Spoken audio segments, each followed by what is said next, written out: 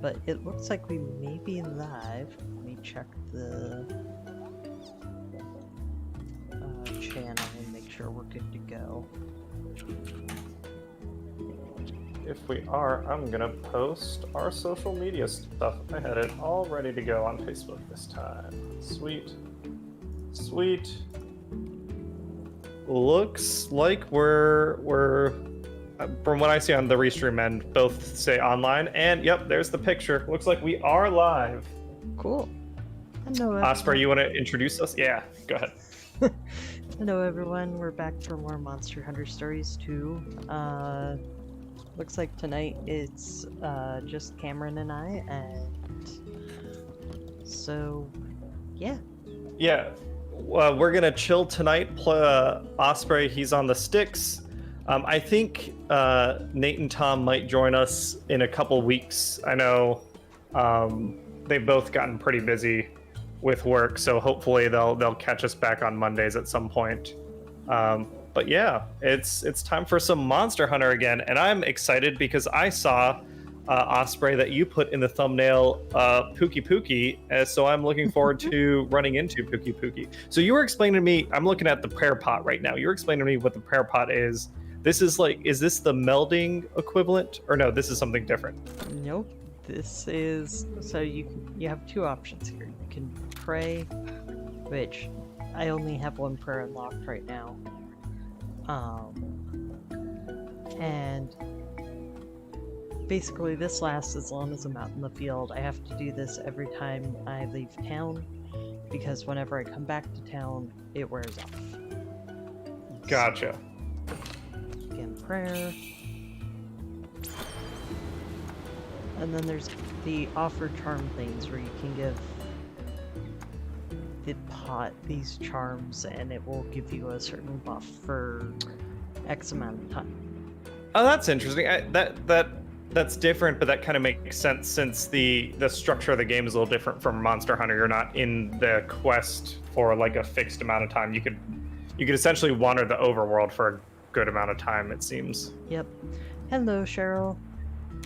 Hi, Cheryl. How's it going? Neat. So, oh, and yeah, I was about to ask if it stacks. So it does stack. You can pick. And the more charms you give it, the higher its level gets, which improves the benefits. That makes sense. This vaguely reminds me of a thing I think I saw when I tried a little bit of Monster Hunter on the 3DS. I feel like there was a similar prayer pot thing. I'm trying to remember. I don't remember a specific prayer pot, but you're right that the way they do buffs in games changes, like basically in each game. So there might have been, something similar that I just can't remember off the top of my head. So what, can you give a quick recap? The last thing we did was, story-wise, we fought off some monster hunters. We're going to visit Rathalos. Is that our current goal? So currently, we went to go explore the den for where they were like, oh hey, you can get bottle caps here while we wait for more information and whatnot. Got the bottle caps, and then went to go investigate a area, and an Anjanath showed up and ambushed us. And then... Oh, that's right! Some of the riders showed up and went, oh hey, this thing attacked us in the woods, and it has really nasty venom, so now we're gonna go investigate that. Also, whatever could it be? Hello, Skybite. Hey Skybite, how's it going? I don't remember if you saw us last Monday, but Osprey's on the sticks now. He is sharing with everyone Monster Hunter Stories 2. And tonight it's just him and myself shooting the shit and hanging out while he's playing it. And it so far from me never playing a stories game, my like feeling of the game is it's really pretty to look at, and it kind of bums me out how good this looks and how like I'm a big Pokemon fan and how like Pokemon Sword didn't look as nice. But yeah, I've been enjoying seeing the gameplay mechanics based on your hunts and stuff. I like the weapon swapping. I like it. The combat still feels like Monster Hunter, even though it's turn-based. It's pretty sweet.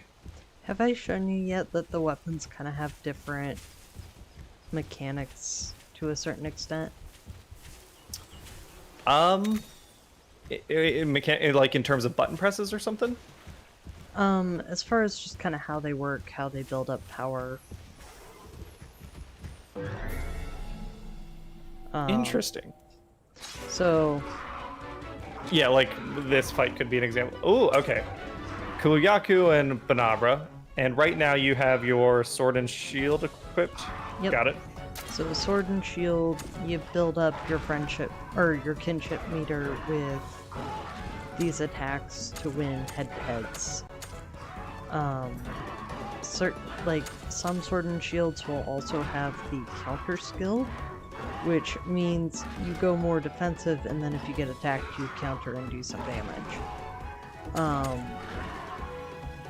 If I were to switch to my gun lance, which is actually kind of one of my favorites. Yeah. If you see right below, or right above my health bar, and right above where it says power attack, there's a little meter there. Yeah. That is an ammo meter. So, as I build up ammo, I can do skills like this. So that's interesting, because I haven't even used Gunlance in the regular games. I wish Tom was watching, because he uses Gunlance. So he'd know like how this compares to the actual Gunlance. I have no idea how the Gunlance works in the games. But it's ammo is not something you're spending, it's something you're building up to be able to use certain abilities. You are spending it, but so as you go through your turns, you get more ammo, and then you can do you can spend the ammo to get your kinship meter to fill up even faster when you win head-to-heads. Ah, gotcha. And then you also have speed seal, power seal. These basically keep the monster from using that type of attack. So you can kind of pre-plan to make sure you're going to beat a head-to-head by saying, okay, I know my monster does power attacks. I will make sure I use the how's the triangle work again? Power beats tech, tech beats speed, speed beats power. Mm-hmm. Yeah. Okay. You've learned your lessons well. Yeah. And then the kind of the big skill for Gunlance is there's Wyvern's Fire, which is a skill, well, you can see the description on the screen. Which kinship skills don't deal damage to all enemies, they deal damage to one enemy, which is kind of where Wyvern's Fire can come into play, is if you want to hit all enemies. And then Hunting Horn mostly gets buff skills and stuff like that. Hammer builds up. Hello, Boom Headshot. We are hunting, well, a lot of what we happen to come across. At some point. Yeah, I think. I was gonna say, I think the eventual goal is an Anjanath, but first we gotta find a Pukei Pukei. That's like our immediate quest. Yeah, I don't remember how long it takes. Yep. To get to various parts.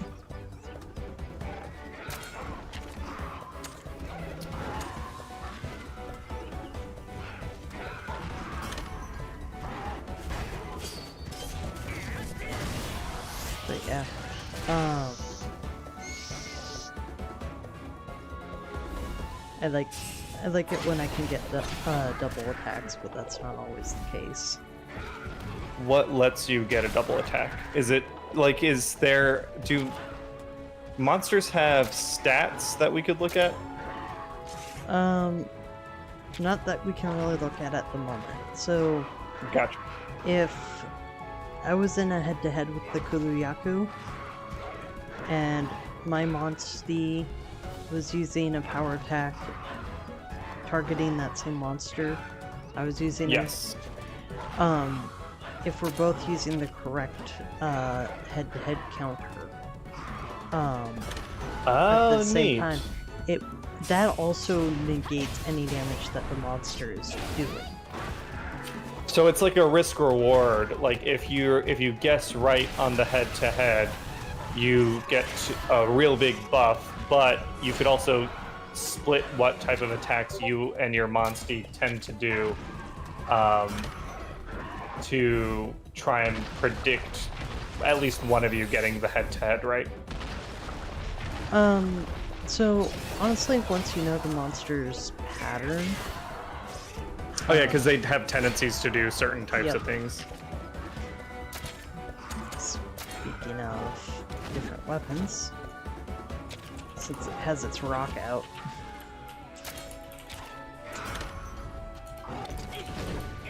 Yeah, Hunting Horn is a lot like the other games because a lot of it is buffs. Which buffs you get access to depends on the horn. Yeah. That's. I'm assuming the Gunlance works like the other games because it seems like each weapon that they've done, they end up making them similar to the main series, which I like a lot. So Cheryl, when I get to ride the Monstie is when the blue kinship meter orb down in between my health and my Monstie's health fills up all the way. It'll give me the option to ride. And you'll probably see that more when we get to like one of the bigger fights. And hi, hello, how are you today? Good to see ya, and no, I have not seen Suicide Squad. I haven't seen a movie in a long time. I mean, like I watch something on Netflix every now and then, but I got that. What was it? In our area, we have movie Cinemark, and there's like the movie pass for Cinemark, and Hannah and I have had that for a while because we generally go see a movie once a month, and it was worth it. But then with the pandemic, like, oh, Bulldrome, and then a little Bull Fango next to him. Yeah. I think we fought that last week in... Yes. Yeah, because that's we when did. Anjanath showed up. Yeah. I went on my tirade about how bullshit the Bull Fango fight is in the Monster Hunter series. Yes. Yeah, so like I have these Cinemark tickets, and they paused all the memberships for the pandemic, which I appreciate. I didn't have to go in and like remember to cancel or anything, but now they've unpaused the memberships. But I went in and I canceled for now because I still don't feel totally comfortable going to the movie theater. Mm-hmm. I still need to see Fast and Furious 9. I've heard that's crazy.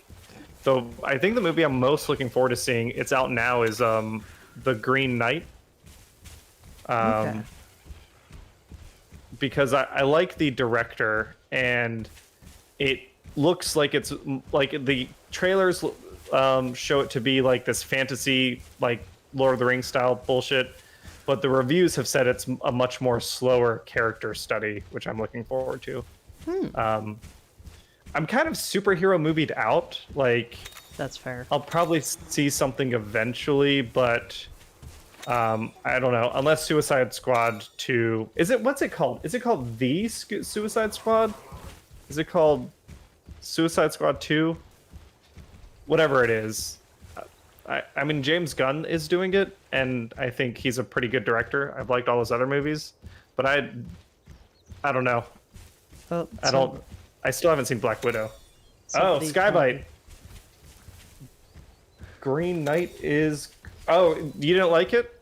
I think I'm still gonna see it. It's... Even if it's bad, I think it would still be like a more interesting experience for me than going to see a superhero movie right now.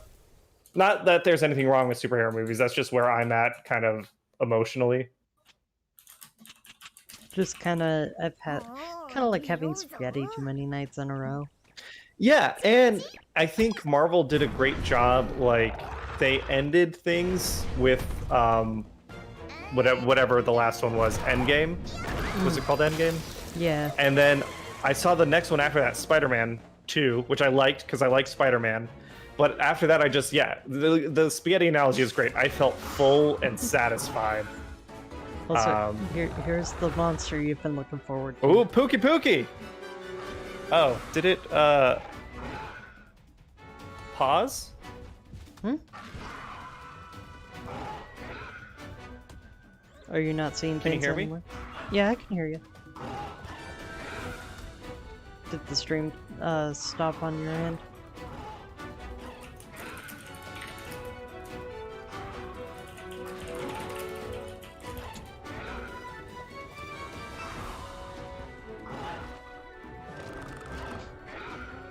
Still there?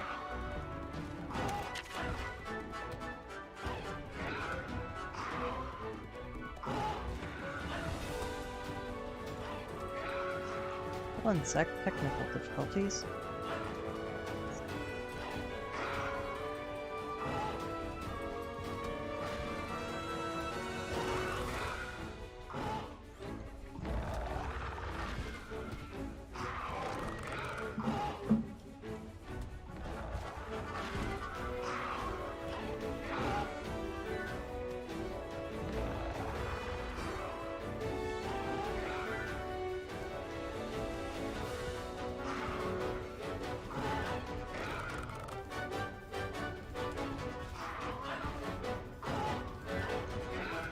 It looks like the stream is still up, so I'm gonna keep going until looks like Cameron's back on. So alright, time for the fight.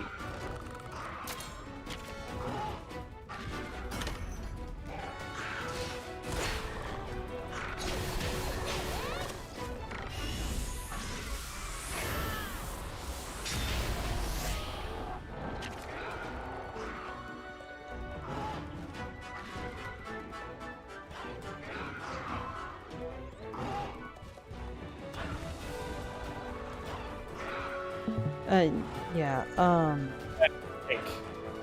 Can you hear me? yes, I can hear you, Cameron. Welcome Okay, back. sorry. I think my connection crapped out for some reason. Okay, you good now? Yes. Cool. Alright, so... Sorry, what did I miss? I saw the Pukei Pukei, and then that's the last thing I see. But now I can see the game. Okay. Yeah, nothing really much has happened because I was trying to figure out what was going on. Just exchanged a few blows so far. Gotcha. On my end it says not on like the mainstream that everyone can see. But on my end it says stream pause through Discord. So for some reason I can't see. It says Osprey has minimized his application. Sit tight. Okay. Let me fix that. While we're doing that, I might have missed a chunk of chat because I think for whatever reason my whole internet connection reset. So, Skybite, if you were talking about the Green Knight and your thoughts, I probably missed them. Oh, I can see now. Okay. Oh. Did you close the... Yeah. I had temporarily done that to try to... I think I have the wrong screen up. One sec. Yeah, you're streaming. Whoa. Oh my god, infinite recursive.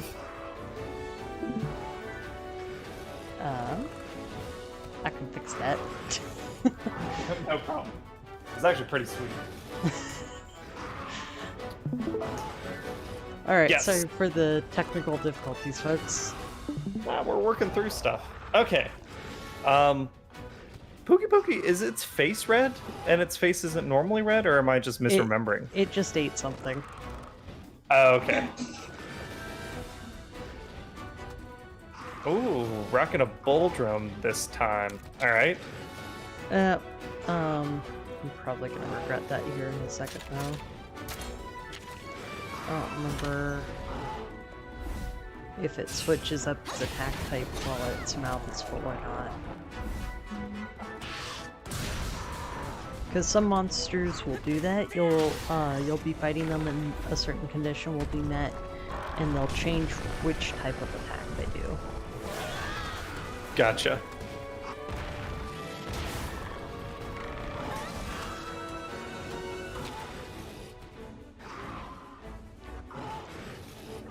What did it eat? Did it like steal something off you? No, it just ate stuff off of the ground. Gotcha. So it's not like Chameleos where it licked up like one of your items or anything. Okay, Right. so here's where it's explaining the body part targeting. Yep. Also, hello, Guns Pony. Hey, Guns Pony. I am going to use antidote herbs. Can you use that on monsters as well as your? Yeah. Okay. Yeah. Yeah. You can target. Got it. Actually, I am going to take advantage of this head-to-head opportunity and go for the tail. I can last at least a turn without falling poison, so... Does your targeted body part affect your head-to-head ability at all? Nope. Or it's just as long as you're targeting the monster and the monster, like right now, it'll be the bull drum no matter what. Right, so... I can Do you name your monsters? Sometimes. I can name my Monsties, sometimes I do, sometimes I don't. Gotcha. Like last time when I was like, oh hey, what should I name it? And I got two completely different answers. Oh yeah, I forgot. Yeah. I was like, you know what? I don't want to type everything. Like, I thought about using both, and then I didn't want to type that out, so I just settled on something that sounded kind of like one of the options, but was simple to type. Gotcha.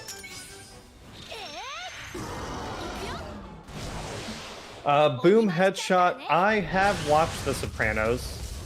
Skyback.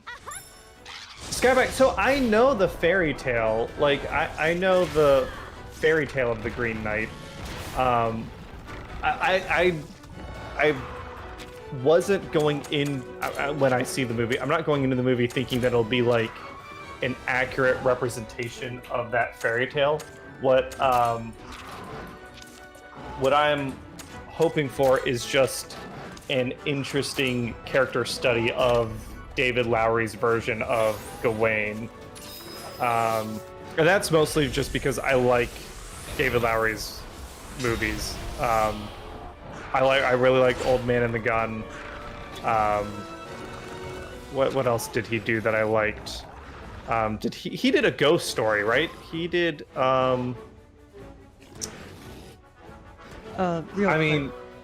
yeah.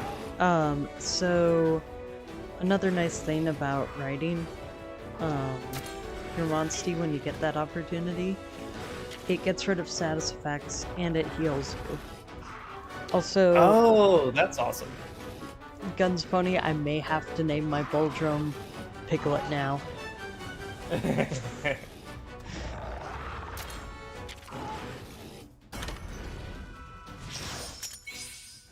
And each Monstie has its own kinship attack animation. Yes. Those I've been noticing and enjoying. And I like that's one on top of like the different abilities of monsters and how strong they are. That's one reason to like mix and match your Monsties. Poogie the Bull Drone, that's not bad. Oh, it's Remora. Hey Tom, how's it going? Yeah, okay, hi, how are you today? Yeah, David Lowery did a ghost story. I don't know, Osprey, how artsy-fartsy into film are you? Half the time I don't have the patience to sit through most movies, so... Fair enough. So then a ghost story is 100% not the movie for you, because it is the slowest, most boring 92 minutes you'll spend. But I really liked it, because I'm a pretentious douchebag. So Skybite, everything that you may have disliked about The Green Knight may be what I enjoy about it. I still don't know, but yeah, I'm not gonna measure that movie based on how well they do the fairy tale, because I'm pretty sure I've read at least one or two versions. If you have a link to send me though, feel free to drop it in. Yeah, Tom, we're talking about The Green Knight and Osprey. He's hunting Pukei Pukei. So we're just enjoying, multiple green things we gotta kill. I kind of like the Pukei Pukei armor in this game, I'm not gonna lie. Is it like, it kind of, how do I describe it? What I remember from it was like, it kind of looked like barbarian armor with a lot of feathers. No. No. If you want barbarian armor, you look at the bull drum armor. Yeah. Oh, so it's kind of fun when you use your kinship skill at the same time as your ally. So, you get a double. Kind of, yeah. You'll see here in a sec.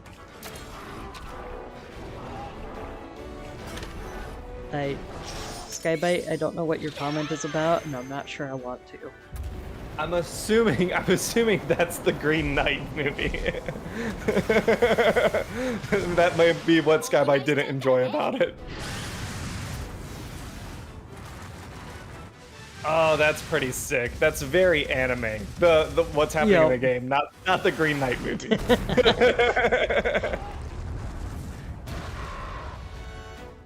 Oh, I dig it.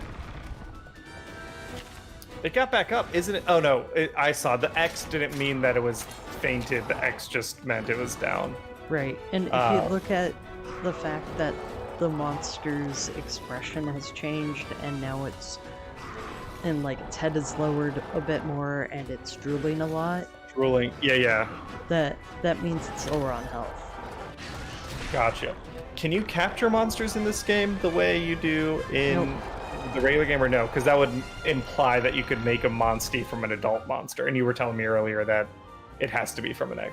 Yeah.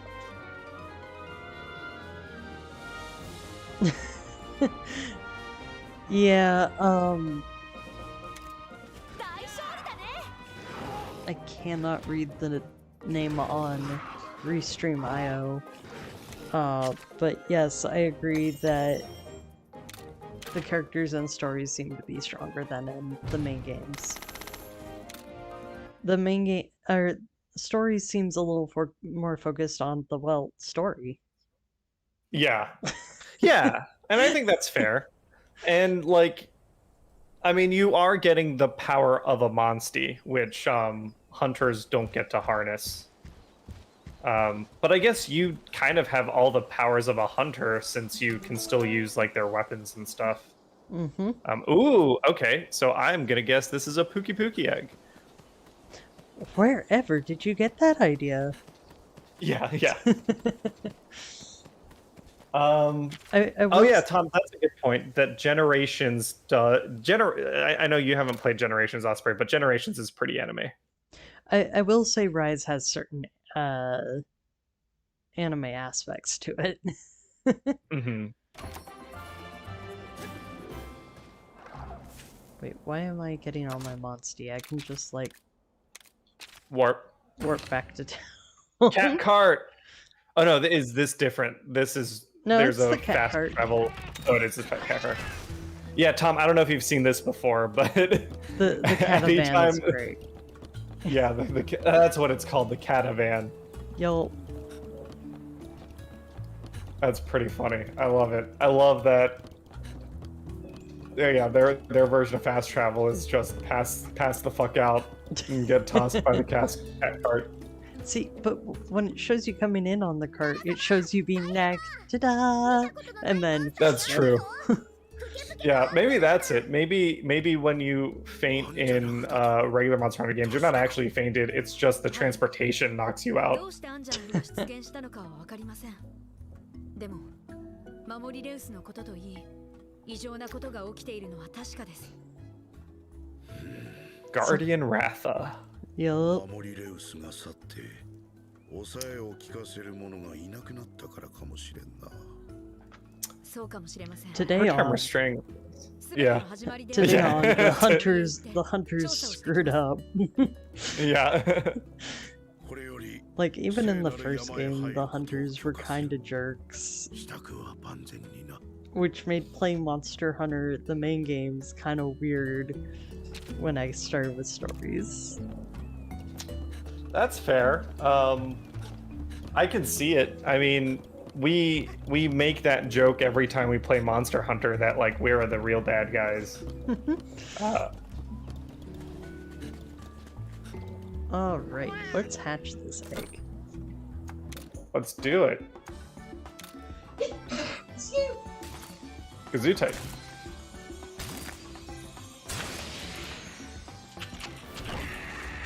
And this is what a baby looks like.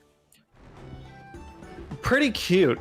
It doesn't...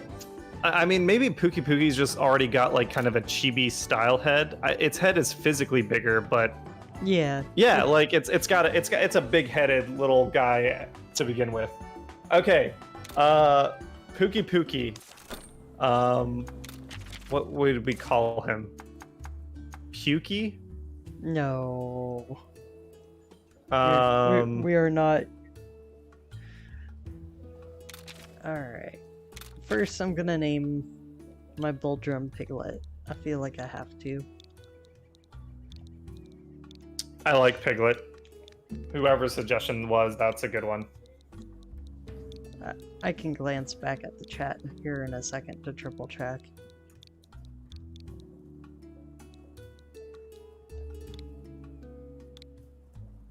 Alright, so we have Piglet, we have Kuya. What do we want to name? Chameleon Twist. Oh, that's a hidden nostalgia. Oh, Guns Pony was the one who suggested Piglet. Gotcha. Let's see, Slimer's an option. What's...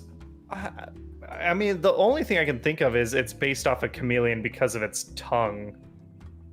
Other than that, it's pretty unique. I can't think of, like, normally I name things by referencing something else because I'm not a very original person. Honestly, the most distinctive features for it, about it for me are kind of the poison and the tongue. Yeah. I know. I have an idea. Ah! And I accidentally hit B too. Ooh. Yoshi, the mask. Those are good ones. Oh, Alucard. Who's Charlie?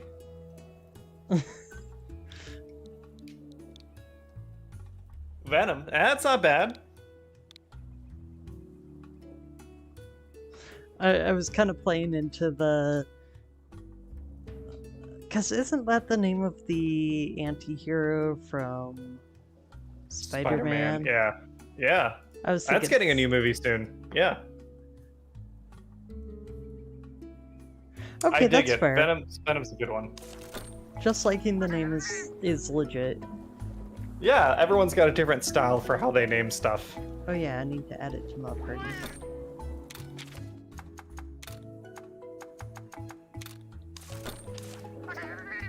Is there a reason your party isn't full?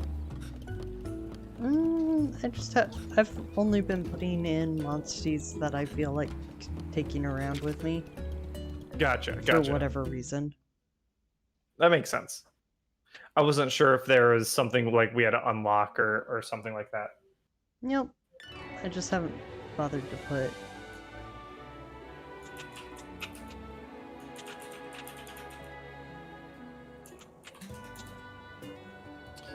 All right.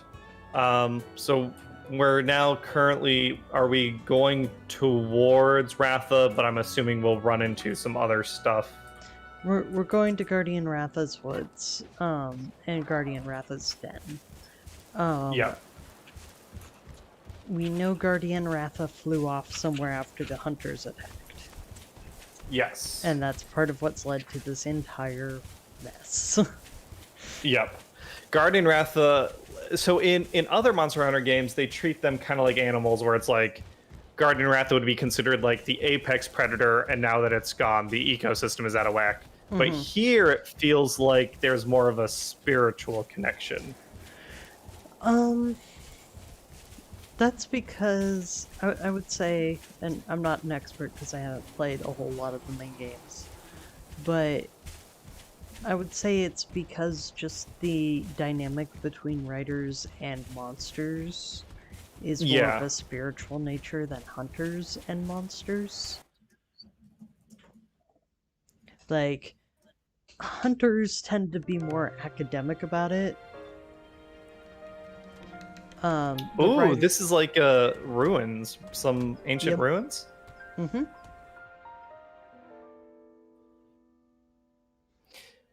I see what you mean though. Like, yeah, academia versus like culture.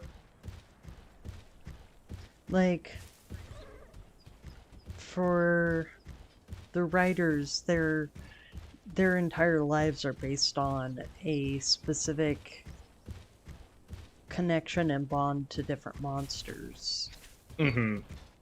And that's just part of how they do things. It's tied into all of their traditions, all of their lives, and it's not like the hunters almost treat the monsters kind of like outsiders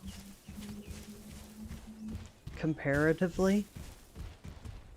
Like, they're still always dealing with monsters, but you don't see them like including monsters in anything. Right. And like they mentioned before, Gardian Ratha was the Monstie of one of their previous leaders. And someone who was a big deal in the village because he was a really good rider.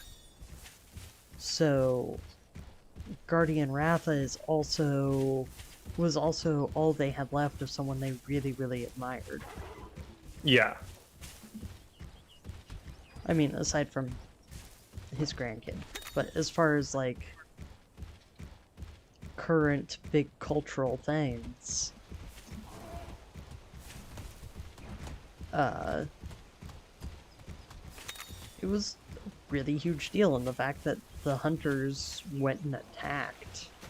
So when they saw us kind of in ways part of the village was a huge deal.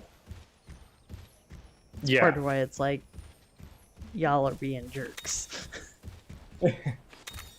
Like, a lot of the adults probably grew up knowing Gardian Ratha.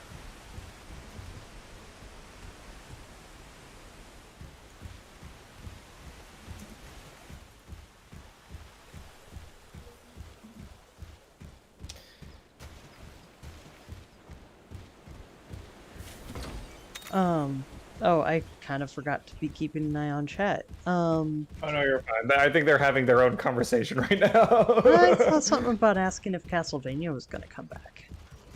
Oh, not until... So, Hannah's on hiatus. She's still doing our Monday, Wednesday, Friday recordings, like, show with us. and she's still doing D&D with us, but she's taking a break from streaming, and she probably won't be back until mid-October. So it's entirely up to her if she will be doing Castlevania at that time, maybe hoping to finish it out, because we were making good progress while we were playing, or if it's October, if she wants to do something horror related, like Resident Evil or something for Extra Life. We'll see. But yeah, in terms of our streaming right now, it's just Monstie Mondays and Torture Tuesdays, with me doing some random stuff in between, and then Tom, I think, is doing things on Wednesdays every now and then. But life schedules and stuff, we've all gotten pretty busy recently. You know what I haven't done yet? Played Castlevania. Yep. I have not touched those games before. They're fun. I really like them, but it's definitely not for everyone. Do you play any Metroidvania type games? Like, are you familiar with the Metroid series or anything? It's 2D exploratory stuff. Okay, yeah, I've played some Metroid Fusion on the Game Boy Advanced. That's pretty much the extent of my. That's not a bad one. I think when Metroid Dread comes out, we're gonna end up doing something with it, because I'm super excited about that game. What kind of gameplay is that one gonna be?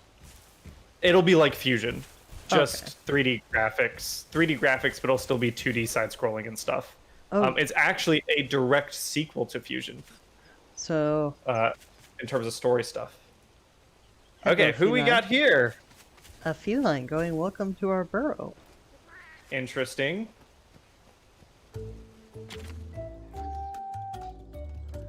And palicos are not in this game, but there are felines, and I forget what the other ones are called. Melinxes? Yeah, those are around. I'm not sure what the actual technical difference between what makes a palico as opposed to a feline. I think it's all the same species. Palicos are ones that live in human civilization. They're the buddies. Okay, so it's more of a title. I think so. I'm sure there's some lore I'm missing there, but that's what I understand. And there's probably like some unfortunate like racial connotations involved, because it seems like felines are helpful cats that live in their own society, and melinxes are like unhelpful cats that live in their own society. And it's like, that's a weird label to have on them, but so I got from the chest, I got a talisman, which... Oh, nice. I'm guessing they're hinting at something, since they gave me an anti-burn one. Oh, so we are getting close to Anjanath, probably. So, right, you get weapons, you get 3 weapons on your equipment, you get armor, but armor is always one set, and you do get talismans to augment that stuff. Yep, as you can see on the list. They even included the pun in the talk in the NPC name. Yeah, for Zapata feline. I dig it. Wow, thanks.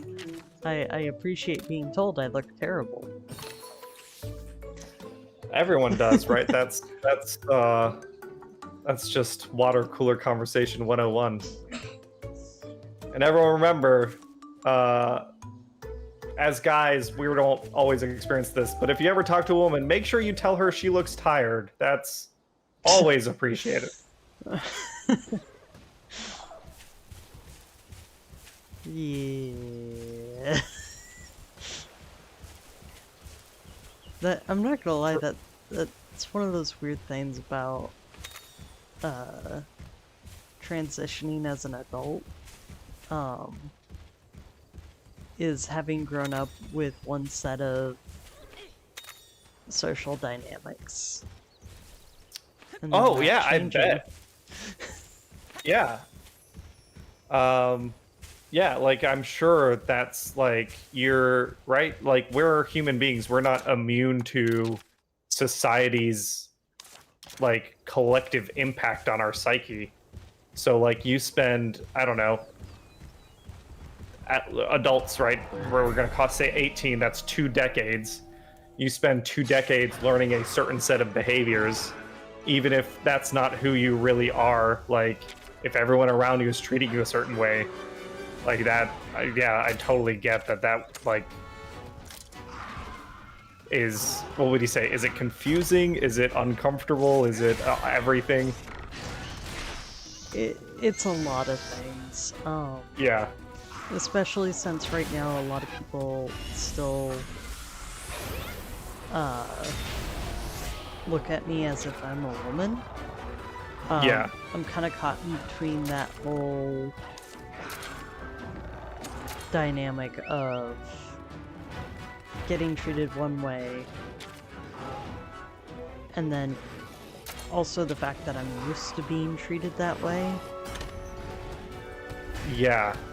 I bet, is there like, maybe, is there any guilt involved where you maybe subconsciously respond to it and you're like, oh, that's not who I am?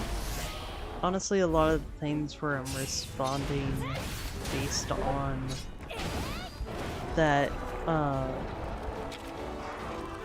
sort of thing, it's more of a doing things in a way that'll get me out of the situation in the best way possible. So, like, I still have to deal with creeps, sort of thing. Yeah.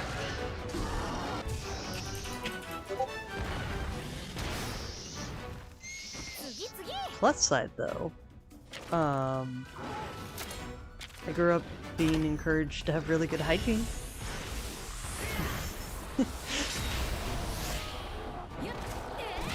Yeah, we got some weird, like, I'm cis, and I'm male, and like I'm cis hetero, like I'm as white bread as you can get without actually being a white person, but like I guess just because of behaviors when I was young, like, right, I kept my room neat, I had good hygiene, and I liked to cook. So like there was not so much from my dad. My dad's not like he's a macho guy, but he's not like a toxic male type. But like from like other adults, because I was in Boy Scouts, that was where I spent a lot of my time growing up, and it was a lot of like, Cameron, like, don't be so girly, and it's like, fuck you guys. I don't want to smell like shit. I'm man how I want. Yeah. Actually, I literally used that line at one point because there was a joke made about how, at Thanksgiving I was the only guy there, and somebody's like, "Oh, you should be the one carving the turkey," and I made the 'cause you're the man. I made the joke. I'm man how I want. Also, I guess that, yeah. Ooh. I see talk about Gunpla and Mobile Suit Gundam. Are you a fan? I don't know if we've talked about Gundam before. I don't know anything about it. I just see that stuff in the chat. I've kind of toyed with the idea of, I don't, like, I forget exactly which,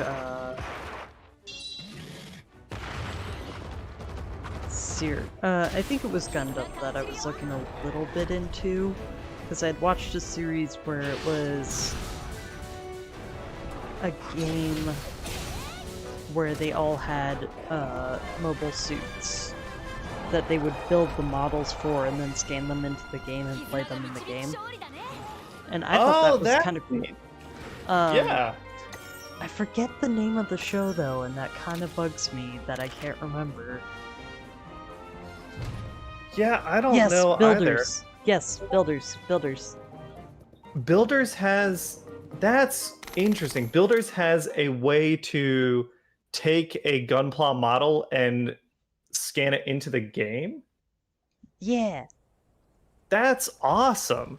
Um, That's pretty neat. yeah, I know nothing about them. There were a couple that looked super cool, and like at one point I sat down and kind of figured out which one I thought would be the neatest to have, but that was a little while ago, and I never invested in actually getting a model, let alone the stuff I would need to, So what's a Gunpla as opposed to...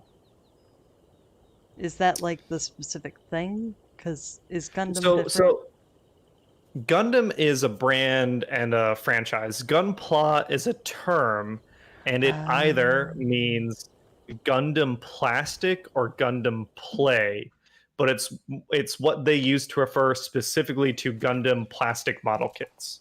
Gotcha. Ooh, cutscene. Yep. I forgot about their like inverse tattoos. Ooh, bones. Oh, Osprey, you've never been to the ancient jungle because you haven't played that game. There's at some point when we play some generations or something, there is a jungle that the entire jungle is inside a gigantic monster skeleton. Oh. Like, yeah, it's pretty sweet. This is sad. Yo. きっと何かがあったのよ。そうでなきゃ、守りレウスが島を出ていくなんてありえないもの。Yeah, well, Gundam Ratha had some sort of aura around him, right? Is that what I'm remembering? Or the ground started to glow, which okay. seemed to really upset Gardian Ratha, and that's when all the Rathalos left. And this is an important part. Hey, who's that? Oh, is she a wyverian? Yep. Does she have the backwards legs? Yeah. Oh, and she's got four-fingered hands. I like that they made up their own version of elves for this game. Yeah. Like this franchise. They're like, they're elves. They know like how to smith weapons out of the stars and sing the Song of Ages to the trees, but we're gonna make them a little different.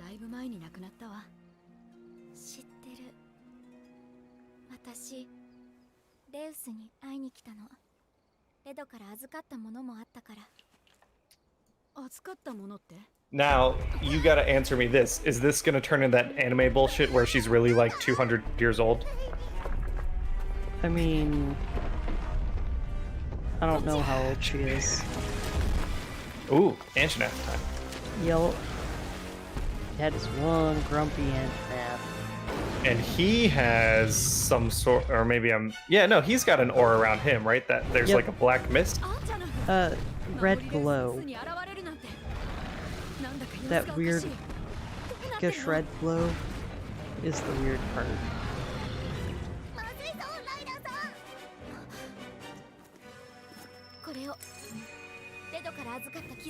But yeah, I don't recall if they actually say how old she is. Maybe that's for the best. It's such like a trope, and it's often used in some gross ways that maybe it's best not to like not to call attention to it.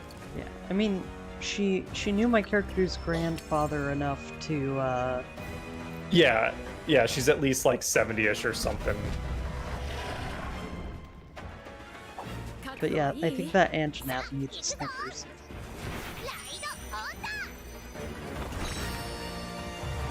Yeah. Angry Nath? Yeah. I agree, Alucard. I'm not sure if... Is Frenzy Virus something from previous games, or...? Yes, I'm betting this is not Frenzy Virus. It kind of looks similar. For anyone in chat who isn't aware, Frenzy Virus was the main plot device in Monster Hunter Story or Monster Hunter 4 and 4 Ultimate. There was an elder dragon called Gore Magala that it would fly around and unintentionally it would shed off. I guess it shed off a virus. To me, if it's shedding something off, it would be spores, but they call it a virus, and it would enrage monsters like this. And that the plot point of that game was figuring out what was going on, why these monsters were going berserk, and finding a cure to the frenzy virus. But that's probably not what this is. And that was also, Osprey, you might be interested in this tidbit. That was also the game where Apex monsters were first introduced, because in 4 Ultimate, Apex monsters were monsters that got infected with the frenzy virus, but then recovered, and they became stronger than ever because they went through that ordeal. Gotcha. Also, Cheryl was asking about D&D. Oh, yeah. I've played a lot of D&D. I played 3 different games this weekend. DM 2 of them, played in 1 of them, so we did a lot. I don't know, I guess, Osprey, do you want me to talk about Rime of the Frost Maiden, or if Vyre wasn't there, you don't want spoilers for what happened while he was gone? I'm cool either way. Okay, so last time, it's been 4 games, because last time we played was before we did the Epic. I didn't think I'd missed that many. No, you just missed 1. I just meant, okay. like, we haven't talked about the Epic on stream. So, Osprey, why don't you talk first? You played, you're new to Adventures League. Well, we're both new. We started at the same time. You played a Reddit message. small world. As a player, you experienced your first Dungeons and Dragons Epic. Do you want to tell everyone how that was? It was pretty cool. I think in some ways it would have worked a little better in person. I'm one of those people that if I don't know the kid I'm interacting with, I feel a little.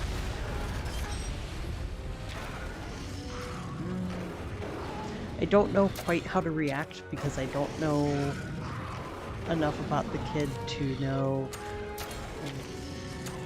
what kind of things will upset them, what... Yeah. And I don't know how to interact with kids, so I just don't. Yeah, we did, so yeah, I guess for some context, I ran an Epic with 2 other DMs. I think we had a total of 20 people join in. Between 3 tables. Osprey was at my table. I think we had 5 players at our table. And yeah, it's with Adventures League, especially with the modules, and doubly so with the epics, it's random. So you were playing with a table of almost all new people. I think you played with one of them before, maybe? Yeah, the ice sculpture thing was kind of cool. Oh yeah, you won an art contest. Yes, I won an art contest. And the epic we were doing was the Great Knucklehead Rally. Yes, because Cheryl was asking which one. Yeah, DDEP 1000. So this was when a new Adventures League season starts. The first adventures they issue are a single table adventure, which you've played before. That was the one where you met Mother Tusk. And then they do an epic at a convention to launch it. And this was the epic they did to launch it. So you've kind of got that kickoff Adventures League experience now. Yeah.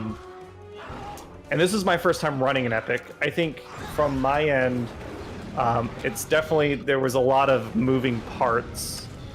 And yeah, I think as I've DM'd more and more Adventures League, I want to do all of Season 10, but then I think I might not do any more Adventures League, because as a DM, I really like being able to tell a narratively satisfying story. And I think Adventures League just isn't really built for that 100%. Yeah. Um, I did like the wandering NPC thing. Yeah, there was like, yeah, the epic structured, the first part is essentially a big festival. It's a big like harvest festival, basically celebrating these knucklehead trout that are the like main, what do you call it? Staple good, the staple good of the Icewind Dale region. And the players start out not at their specific tables, but just kind of there's 3 contests you can do. You can do a fishing contest, you can do an acting contest, or you can do an ice sculpting contest. And during that time, you meet just a bunch of random characters to simulate like how big it was. And you said earlier, you said that certain things you think would have worked better in real life, and I think that's true because at a in-person convention, how it would have worked would have been we would have had the tables out. You would have physically wandered around, and then there would have been at the convention a bunch of volunteers. Each of the wandering NPCs would have been played by a different volunteer, and they would have been in full cosplay. See, I've done LARPs, so the whole having people play NPCs for the epic. Yeah, that's like right up your alley. Exactly. Yeah. But I did enjoy it. I enjoyed that my character got to have a cool moment with kind of the boss of the epic. And yeah. So the boss of the epic wanders between tables also. There was a volunteer that we had that was moving between the voice rooms playing the boss. Yeah, keep going. And then the boss came over, hit my character. Oh, apparently I've been too distracted. Oh shit! At least I still have hearts. Yes, so you get 3 faints just like in regular Monster Hunter. And I share that with my Monstie. Got it. Does the NPC hunter? No, they have their own health pool. I see it now on the screen.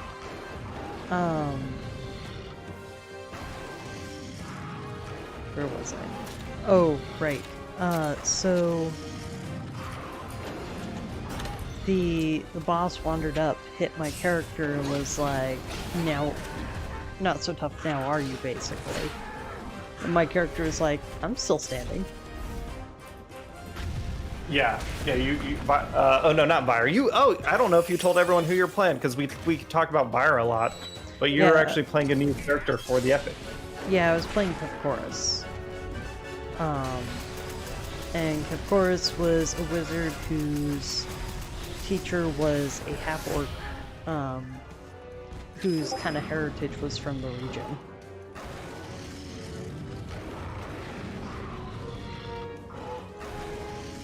Oh. Yeah, and I got told to wait until I do Terror in 10 Talents.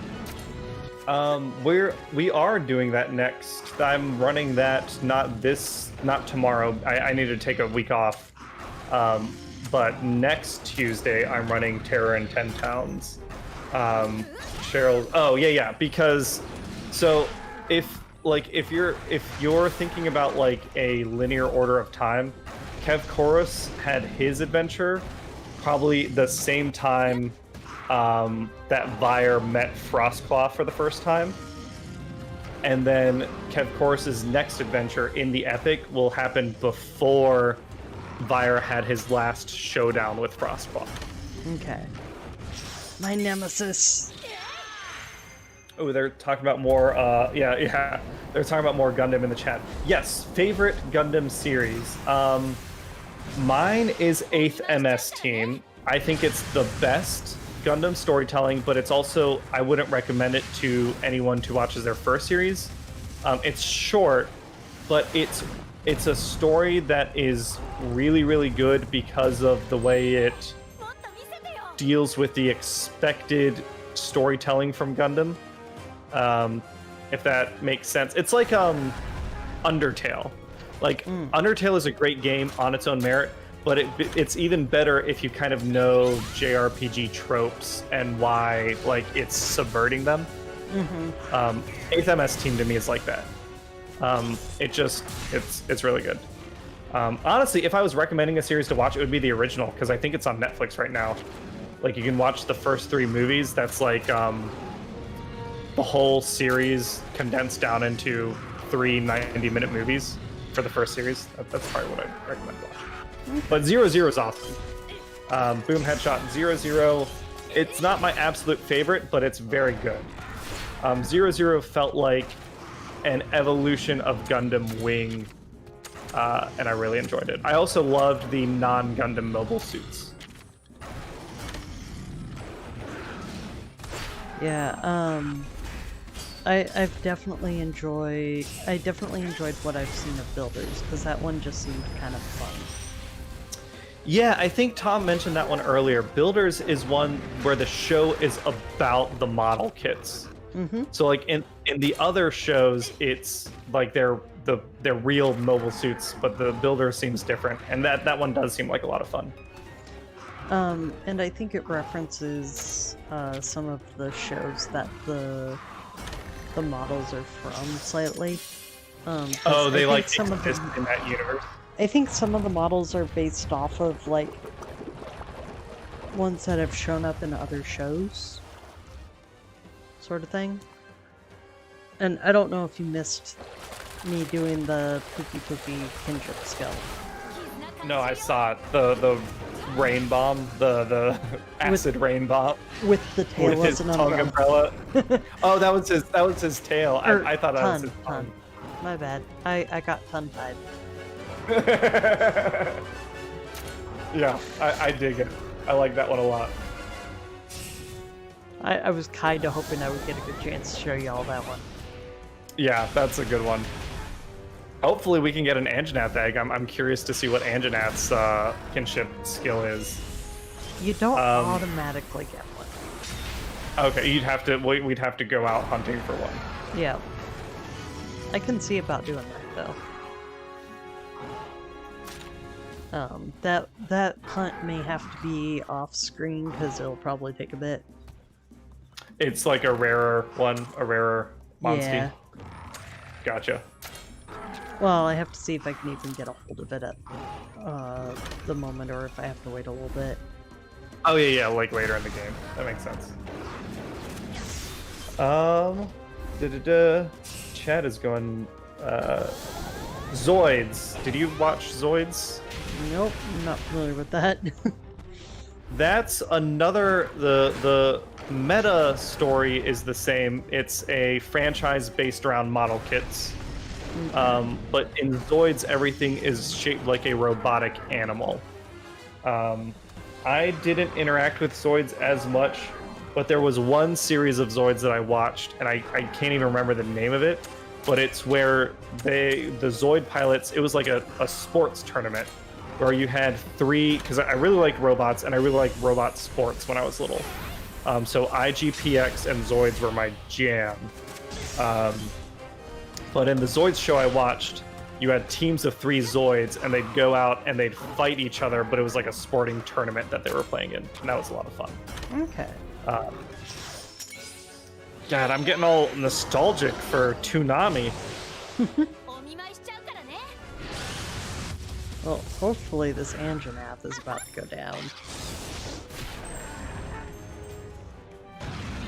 Yes! There we go.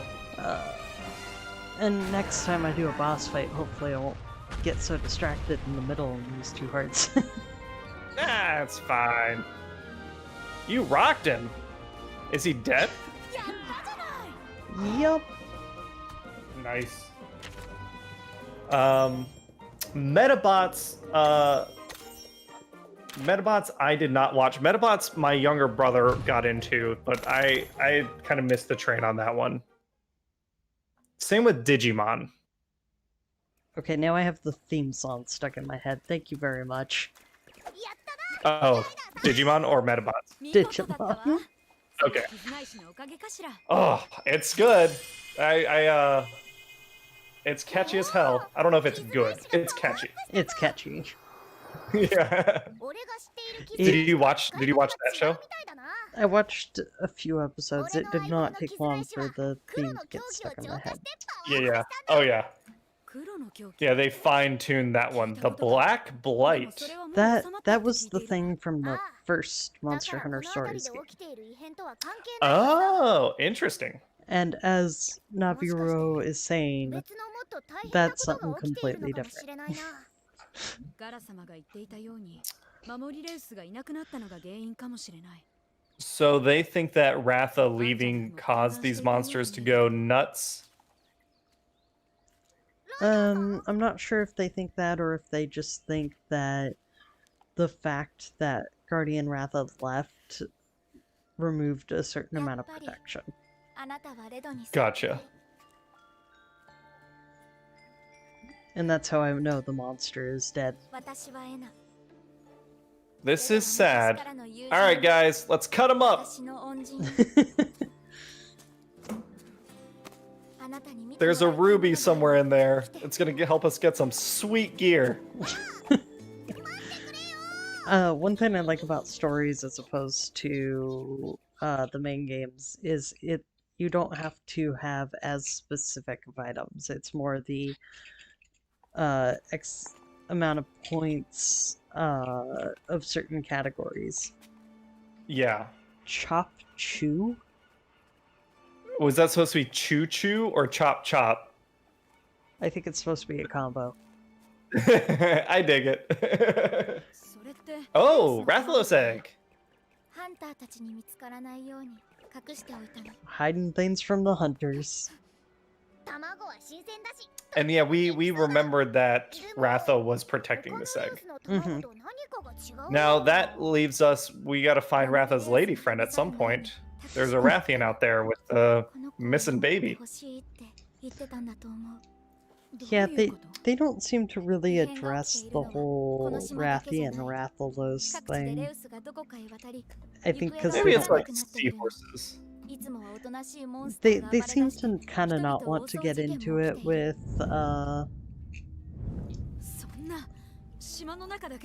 as much with the stories games, which I'm guessing they were trying to be a little more kid friendly.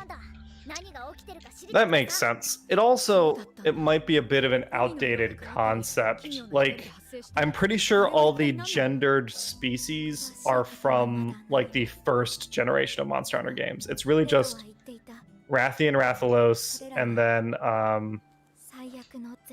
is there anyone else that's gendered like that? Not that I know of. I guess, some of the pack hunters are... Hey!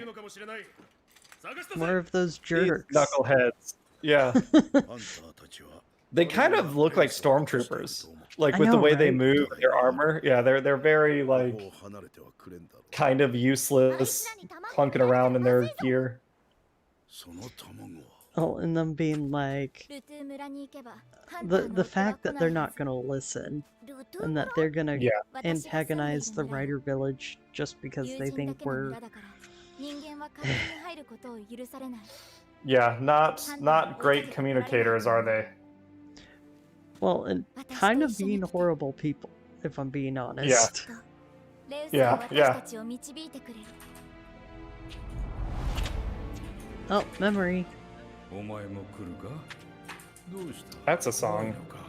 Ooh, Grandpa? Yep. That is red.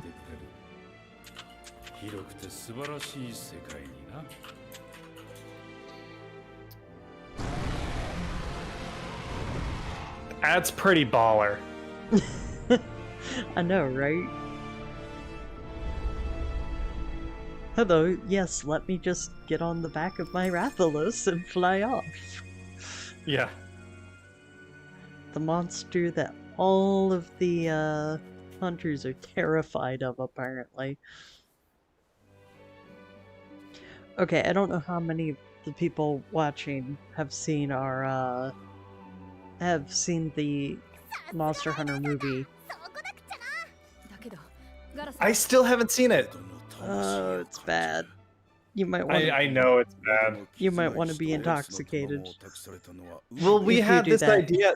We had this idea of streaming it one time while we were hunting, but it just never. I never worked it out. At some point, when we go back to World or Generations, we'll do that. Yeah, I need to obtain a copy without giving money to that director because I don't like him as a director or a person. He Good to know. endangers his employees. Oh, I didn't know that. Yeah, he doesn't follow, like, he's able to make movies very inexpensively because he doesn't follow, like, labor laws and does, Oh. like, stunts, like, as cheaply as possible. Oh, yeah. I need to look up his name so I never give money to him again. Ryan,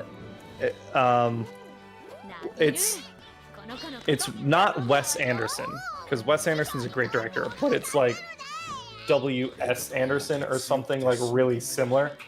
Hold on, let me just look it up so I don't slander The wrong person and accuse them of breaking. Paul W.S. Anderson. Okay. Not Wes Anderson. Wes Anderson is a charming director who makes really, really eccentric, charming little films. Paul W.S. Anderson is a scab, strike-breaking scumbag who almost got a woman killed. Good to know. Also, this cutscene's about to get interesting. Ooh, who is that? I don't remember that. Remember the hunter kid at the beginning? Whose dad got hit by the fireball? Oh, yeah. Ninja Cat.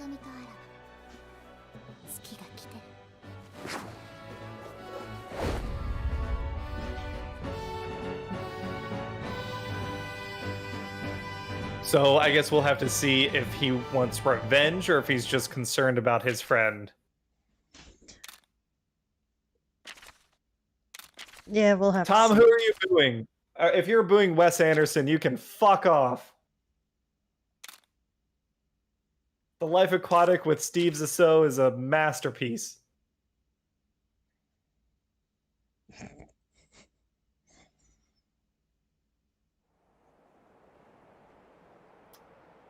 I definitely feel like the culture of Monster Hunter stories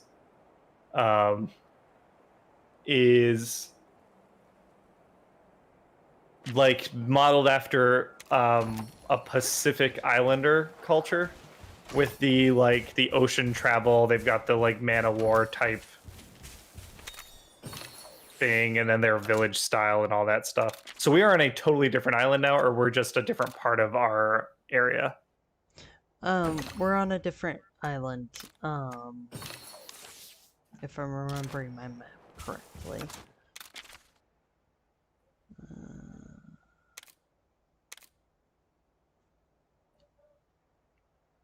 Gotcha, There we Tom. go. So that's where we came from. Oh, there is an overworld map. Okay. This is where we are. Gotcha. And this is not either of the continents that the games so far have taken place on. This is someplace new. Okay. Stories 1 has some shared locations with this one. I don't remember the world map from that one very well, though. It's been a while.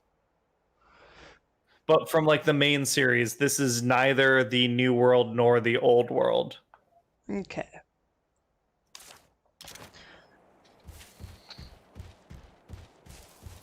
Isle of Dogs is good too, yes.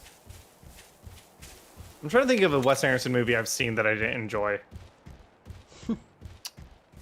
Don't think I can think of one.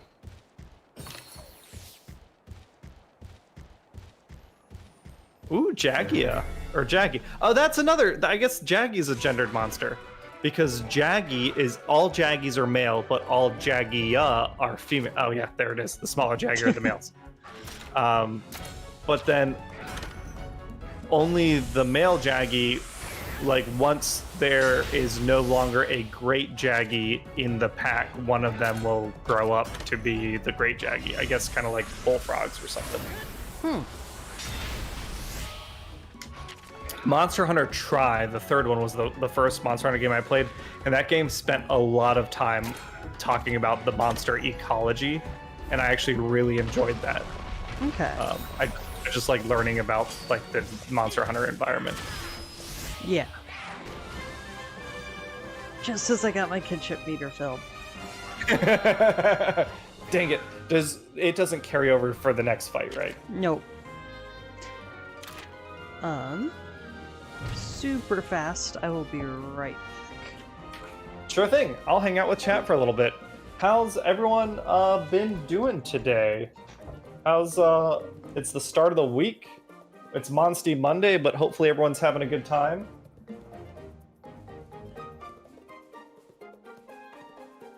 I hear like random screaming in the background, but I think that's just the TV.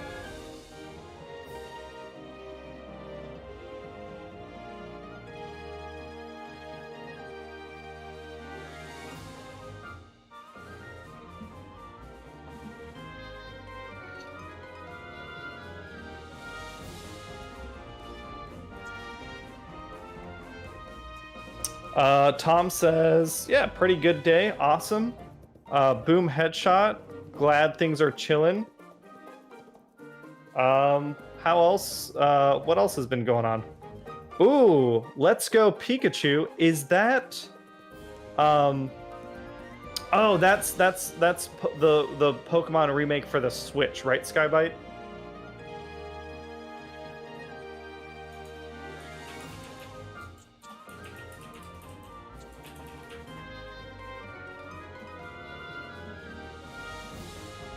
What else? I guess we didn't finish our D&D stories. Osprey talked about his thing.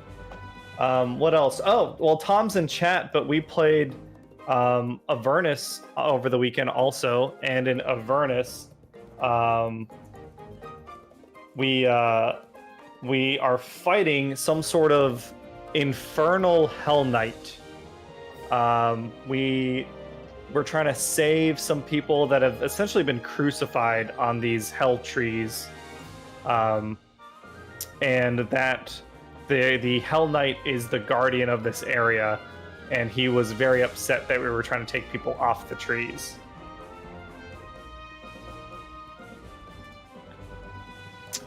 I think, Tom, at this point we all have warrants out to get crucified. We've all got trees out there with our names on them. But also, like, don't tell Nate, because I think he keeps underestimating how strong we are as a party. But I'm pretty sure we are fucking this guy up real good. Like, it's a chase fight. So we're able to go about 70 miles per hour, I believe, on our vehicles. One of our is a motorcycle that can go a little faster, but the other two vehicles can go about 70 miles per hour. He has this like crazy infernal horse that can go faster than that. It can go, I think, like 90 miles per hour, and it can also warp between the ethereal realm and the regular realm. So he was like, it started out with him just chasing us normally, but like my car and my character were able to just start taking pot shots at him from far away. But then his horse warped him out of the normal plane and into the ethereal realm. So we had to wait for him to pop back in, and he popped back in right next to us because he's smart.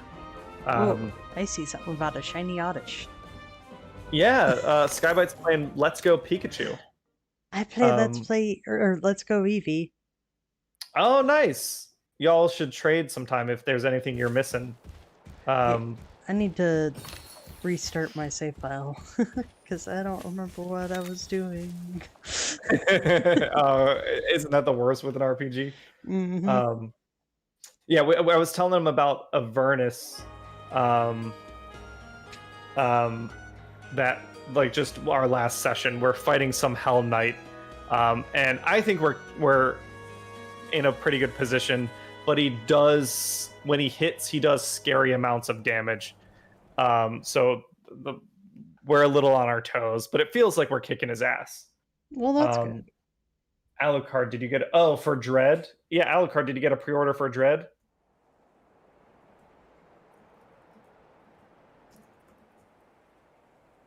What else? So yeah, we talked about the epic. Ruto is just... Oh, neat. I like that mountain in the background. That's really pretty. Yeah. Oh, this... Tom, does this remind you at all of the... Now I don't remember the area, but the starting area in 4, the something pinnacle. No, that's Generations. Oh, what's that in the background? Was that like an explosion in the background? Oh, it was just something when the screen like transitioned to the battle screen. I saw something in the background, but I couldn't tell what it was. And yes, Skybite. I have both. I prefer Eevee just because I really like Eevee. Eevee's my favorite Pokemon. Yeah. I used to have in Red and Blue. I used to have a level 100 Vaporeon that I had nicknamed Boss, and I like, yeah, that Vaporeon was my favorite Pokemon on my team, and I used it for Pokedex completion because I would run through the Elite Four, and my Vaporeon could handle the Elite Four pretty much solo. And then I would just have the XP all. Yeah, though I would say as far as shiny evolutions, I really love Umbreon. That blue and black, oh my gosh, I love it. I like Sylveon? No, not Sylveon. What's the fairy one? Sylveon. No, that is Sylveon. Okay, I was mixing up Sylveon and Espeon in my head. I like Sylveon's shiny, where you've got those blue accents on top of the pink. I kind of want a shiny Sylveon that's a guy. Because the pink, blue, and white make me think of the Trans Pride colors. Oh yeah, yeah. And having a shiny with the emphasis on blue. Yes, I agree, Skybite. I dig it. S tier shinies, yes. We're due for some new evolutions sometime soon, aren't we? We were due. We were due last generation if it followed the pattern it had been following, but they didn't do that, and I'm sad. Well, last generation's been weird about a lot of things. They still don't have a complete Pokedex in the games, right? And are they done with the updates? I think because the new oh shit, the new Pokemon game, isn't there one coming out this year? It's a remake of Diamond and Pearl. Oh, you're right. The ancient Johto one's coming out next year. Yeah, I think so.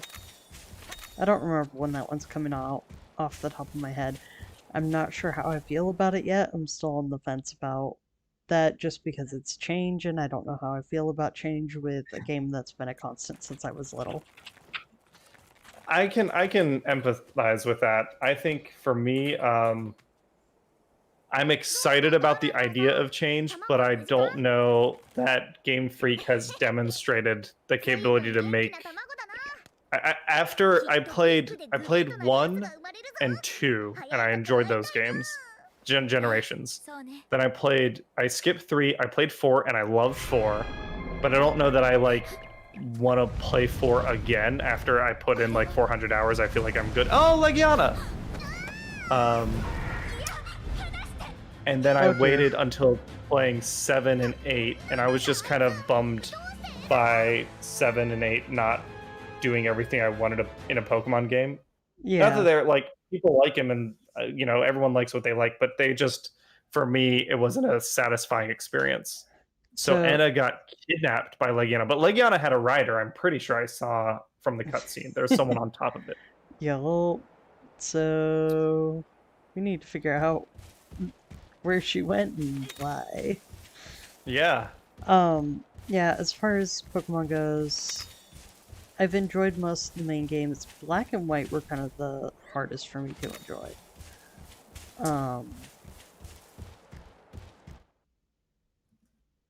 I lost my train of thought.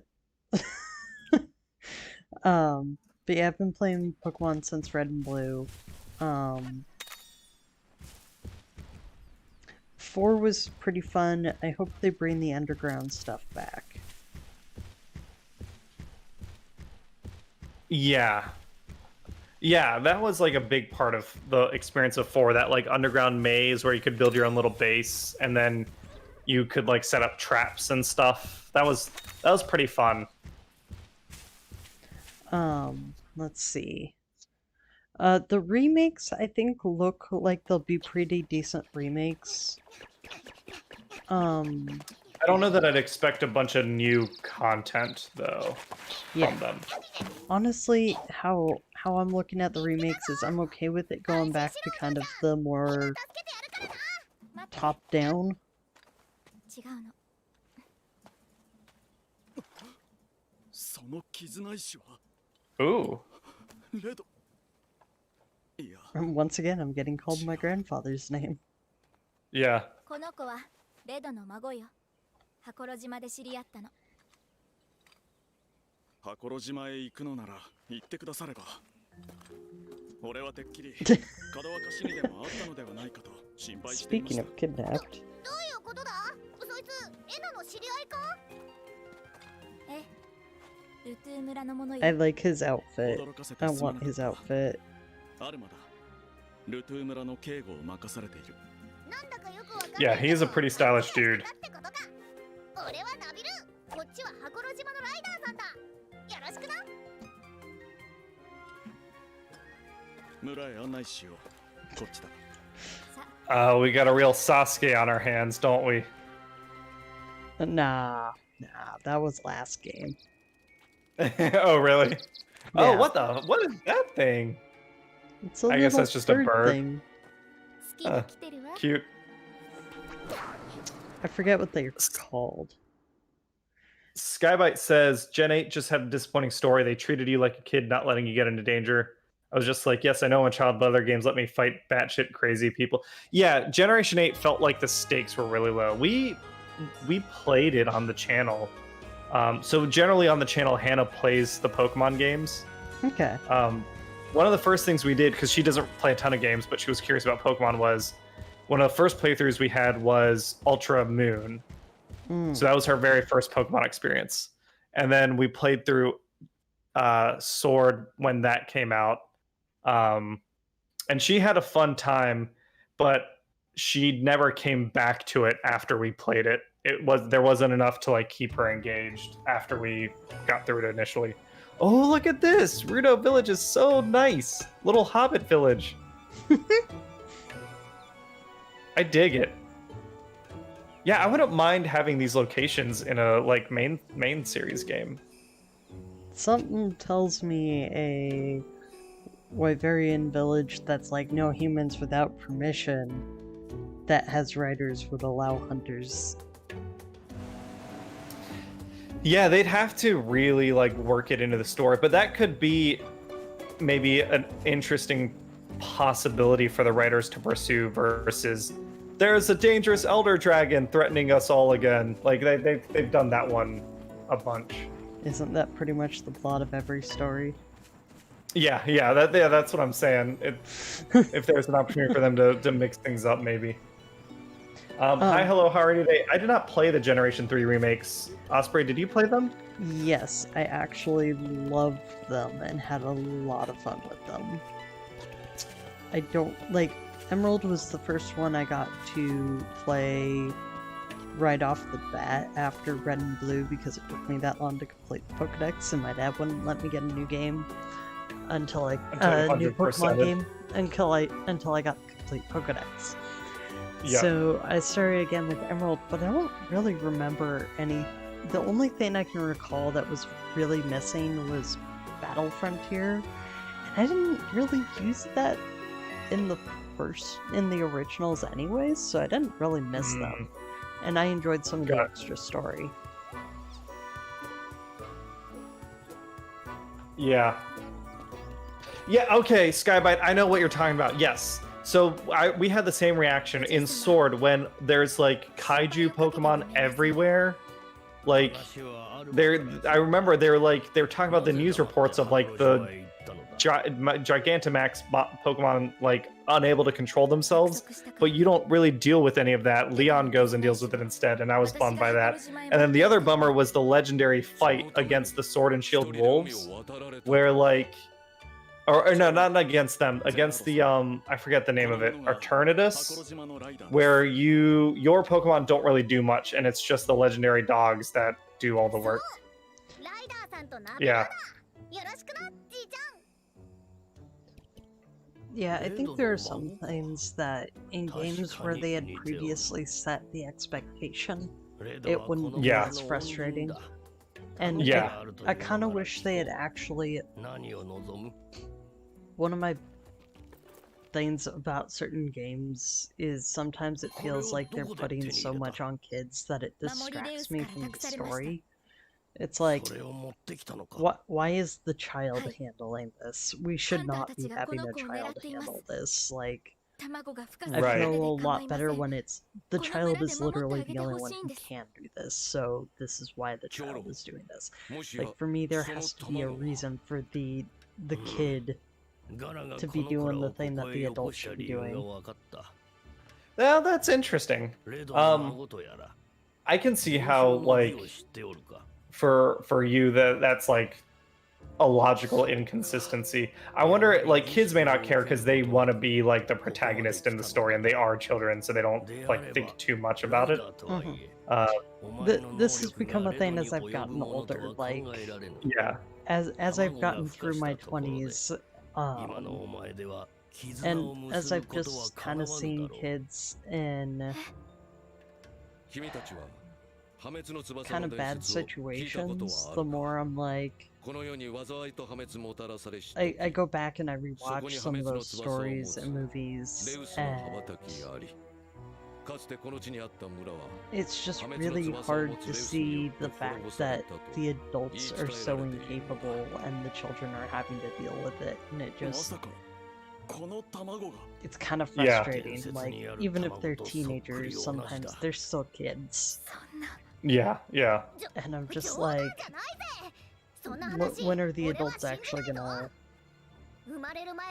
Like, too many things are like, oh, the kids are gonna go fight this battle, and I'm like, the kids should not be fighting the battle. This should not be the norm. Like, some stories get a bit of a pass, because they have a reason why it literally must be the kids, and they semi-address it. Yeah, it almost feels like Pokemon's grown out of that, where you don't need to have a child protagonist anymore. Like in Mario, you were playing, like, people love Mario, but that is a 35-year-old Italian man. And like, kids still like identify with him as the protagonist. You know, you don't need, just because it's aimed at like 10 and 12 years olds doesn't mean like the protagonist needs to be that age. Yeah, and I will say with Mario, I would say he's a little more age nebulous. Is he? I haven't really seen anything that really gives you a sense of his actual age. Oh, I guess for me it's the facial hair. I mean, all that shows is that he's some sort of adult that has finished. Oh, okay, yeah. Well, I agree with you there. He's some sort of adult. We don't know. I was pulling the number 35 out of my butt. I wasn't like. I don't know his canonical age. Skybite, I do agree that in Gen 1 it's pretty awesome to be able to take down the organized crime group yourself. And what I find actually kind of interesting about Gen 1 is that you manage to do this because you're the one who notices. And yeah, there's like a bunch of NPC dialogue about like them just not observing shit. Well, and you never tell the adults. You just decide to go out, which, yeah, that makes sense. If a kid seems to be able to and decides to stop the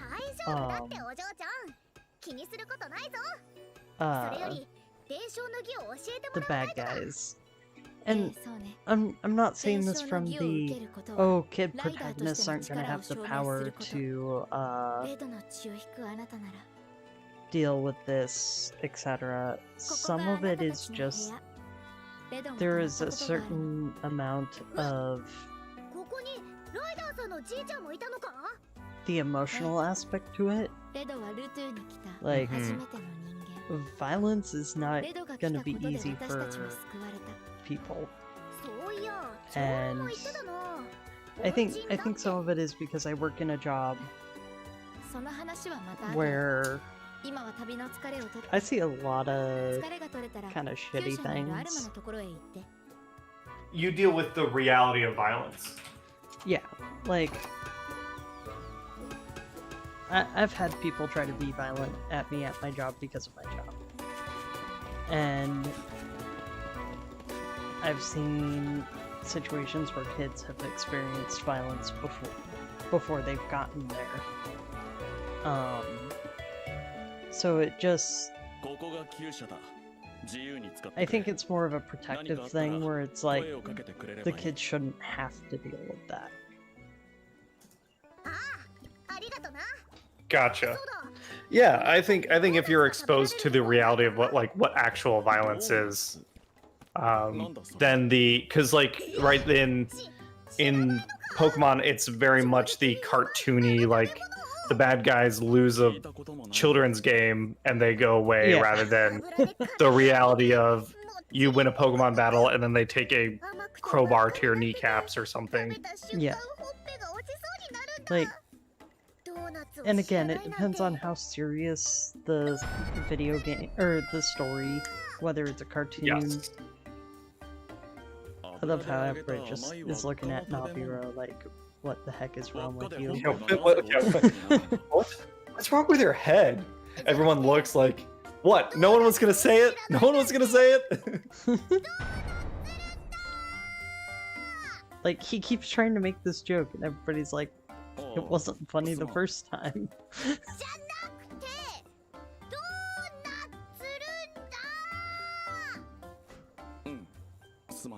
So,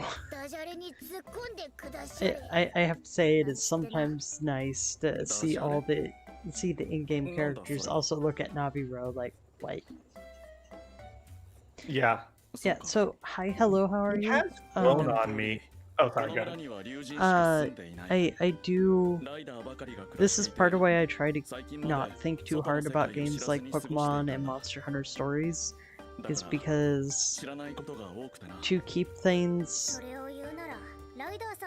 like relaxing, certain stories you just can't think too much about. Like, I try not to go into the whole Eradicate theory and stuff like that, just because if I'm playing games to relax, I don't want to think about grim and dark. I just kind of want fun. That's what Dark Souls is for. Basically.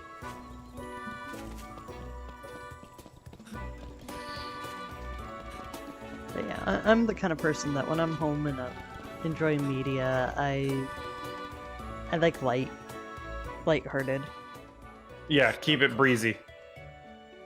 I think, I know we've been in this cutscene for a while. Probably when we're done with this cutscene, it might be time to call it, because it's almost 8:30. I dig the idea of hunting a Palomu, though. I really love that they've got just a Laranoth hanging out in the background, munching on a tree. So, the Untitled Goose Game, I started to play it a little bit.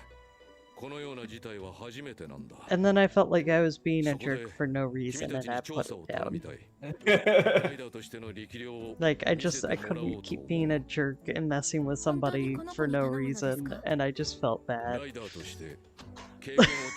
That was my experience with the Untitled Goose Game, was I felt bad. It's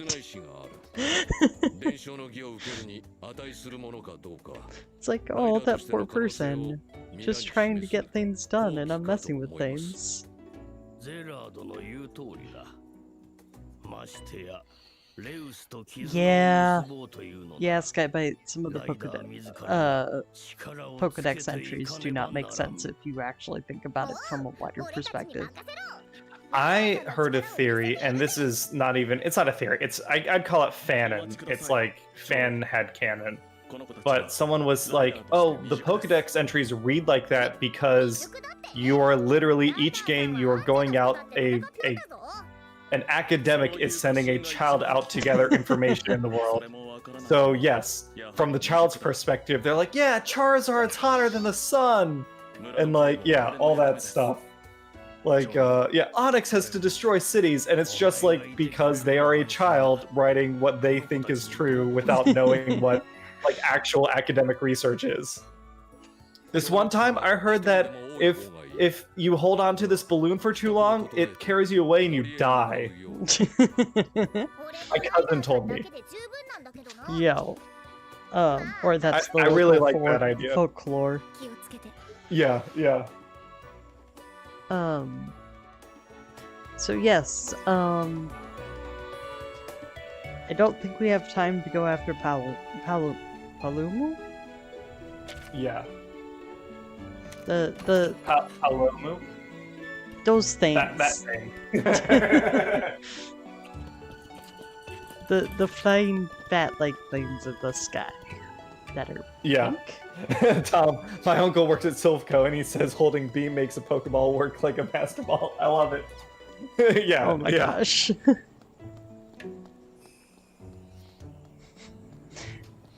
Yeah. Some of the ghost Pokemon, it gets a little on the darker side, so I figure that's just ghost stories told around a campfire. Yeah.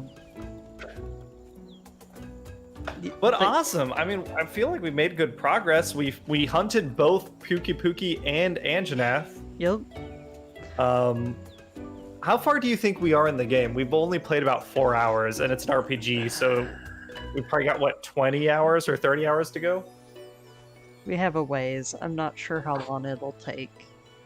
Because Yeah. some of that, I'm not going to get as lost this time as I did my first playthrough, which is going to help. Some of it's going to depend on how slow I am from getting distracted by conversations. That's part of the fun. So, but yeah, I've enjoyed hanging out with y'all and showing you this game, even if we talked over most of the cutscenes.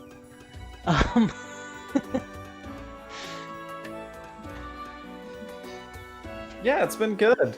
All right, everyone, have a good night. I believe tomorrow Nate and Ian will be doing more Sekiro. I kind of thought they'd be done by now, but I think Nate's really getting his ass kicked, so that's even more fun to watch, probably. What else is new? Yeah, yeah. Yeah.